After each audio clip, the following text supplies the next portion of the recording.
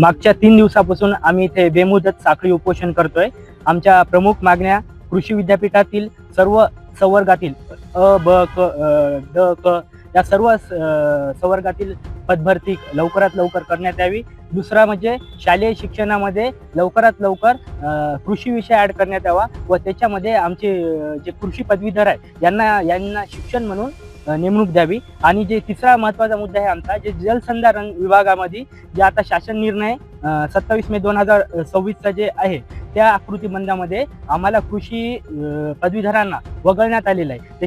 त्यामध्ये आम्हाला आमच्या कृषी पदवीधरांना इलिजिबल करावे, हे आमचा अशी 3 आमचे महत्त्वाचे मुद्दे आहेत। तर या मुद्द्याबद्दल आम्ही ठाम आहोत आणि आम्हाला जोपर्यंत शासनाकडून किंवा विद्यापीठ प्रशासनाकडून किंवा आपल्या राज्य शासनाकडून ठोस उत्तर मिळत नाही, याची आम्हाला जोपर्यंत उत्तरं मिळत नाहीत तोपर्यंत आम्ही हे असंच उपोषण चालू ठेवणार आहे।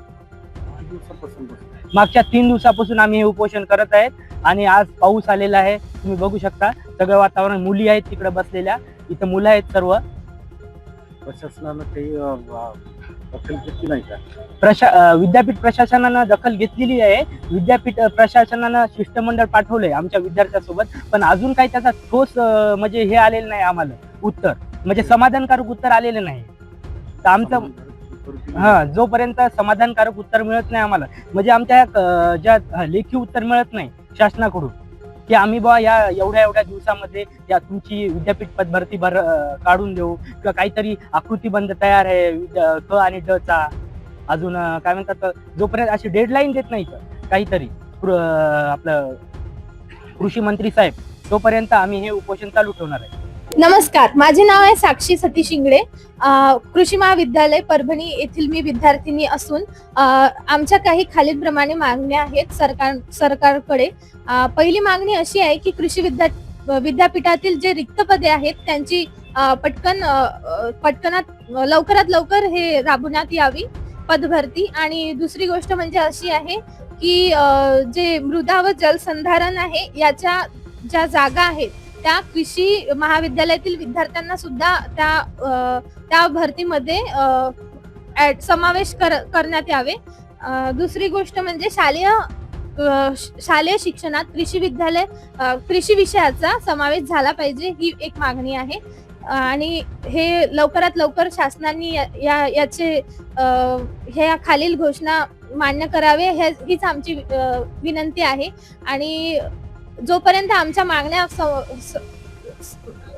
मान्य होत नाही तोपर्यंत आम्ही हा लढा असाच देऊ आणि असेच आम्ही इथे आंदोलनासाठी बसून राहू।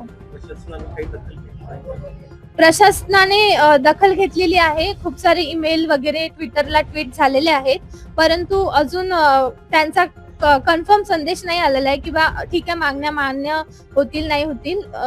सरकारची आम्ही हेच करत आहोत, प्रतीक्षा करत आहोत की त्यांनी लवकरात लवकर आम्हाला कन्फर्म नोटीस तरी द्यावे। किती दिवसापासून उपोषण चालू आहे? गेल्या 3 दिवसापासून सर्व कृषी विद्यार्थी वसंतराव नाईक मराठवाडा कृषी विद्यापीठाच्या जे ऍडमिनिस्ट्रेशन बिल्डिंग आहे त्याच्या समोर आम्ही धरणे उपोषण करत आहे। हे उपोषण जोपर्यंत आमच्या मागण्या मान्य नाही होत तोपर्यंत आम्ही चालू ठेवणार। आमच्या 3 प्रमुख मागण्या आहेत।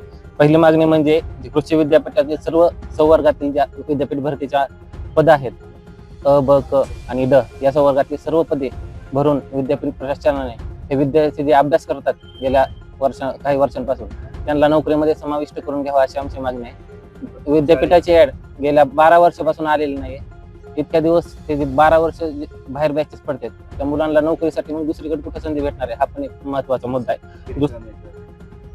दुसरी गोष्ट मध्ये विद्यापीठातली जी आता सध्या कार्यरत आहे ती नोकरीत असलेले लोकांची खूपच कमी संख्या आहे, त्यामुळे आम्हाला रिसर्च करण्यासाठी याच्यासाठी प्रॉब्लेम होत आहे। आणि अशा गोष्टी कमी स्टाफ असल्यामुळे शिक्षकांना आमच्याकडे लक्ष देण्यासाठी पण वेळ भेटत नाहीये।